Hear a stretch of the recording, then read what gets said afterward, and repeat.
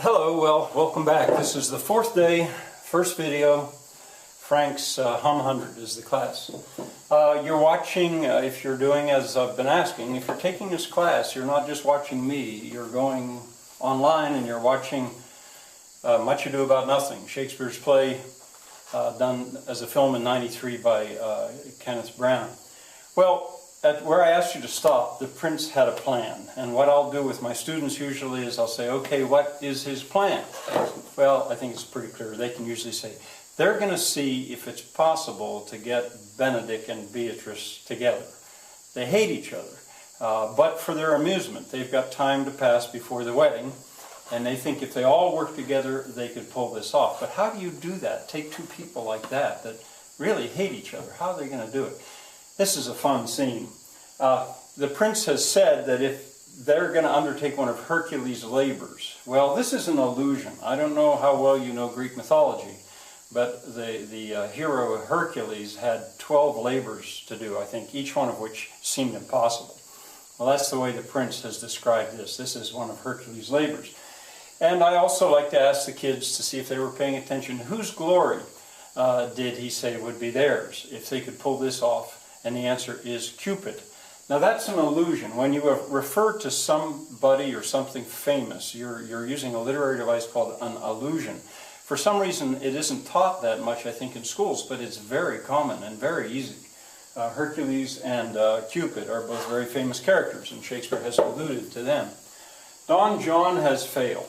He tried to cause trouble, but it didn't work. They got past it. That was the first time. Second time it's going to work. But that time, he failed. Well, the viewing that you're going to watch now opens with a monologue. That mono means only one, and log has to do with speaking. Like a dialogue is two people speaking. Well, Benedick is going to be talking straight into the camera, or walking straight to the camera. On Shakespeare's stage, there was only one person on the stage. The most famous monologue of them all would probably be Hamlet's monologue, to be or not to be, that is the question, when he's contemplating suicide. He's the only one on the stage. Well, this is a very long monologue, and what Benedick is rolling around in his mind is he is so frustrated with Claudio, and he doesn't understand how somebody could fall in love. Well, liking women is one thing, but to get married, he just can't imagine it. And he tries to think, what would it take to find a woman that he would marry? And it doesn't seem very likely at all. I like that line where he says, love might turn him into an oyster. A lot of this you will understand by now, and I don't have to explain it. After his monologue is over, you'll understand what's going on. But the word air, at one point he says, ah, divine air. Well, an air is a song, an aria. In Italian opera is what they're called. Well, he's going to hear a song. And at a certain point when he shows his disgust, he mentions sheep's guts. Well, that's a disgusting thing. What you need to know is a little bit of the history of technology here, that stringed instruments, before the days of nylon and steel, the strings were made of guts of animals. Cat gut for violins, sheep's gut for bigger instruments like a cello. Well, the guitar has got sheep's guts, and that's such a gross thing. And now it can make a man's soul go out of his body because it's so beautiful. Isn't that odd, he says. And it is odd. At one point, he's going to say, there's a double meaning in that. I don't think there's any double meaning at all. He just wants to think that there's a double meaning in that. You see, a lot of this, I'm not explaining now what's going to happen because you absolutely will understand this. This is not hard. Now we come to some lines. See, by now, I certainly hope you're following the story. I hope you're enjoying the movie. But the language is so wonderful. At one point,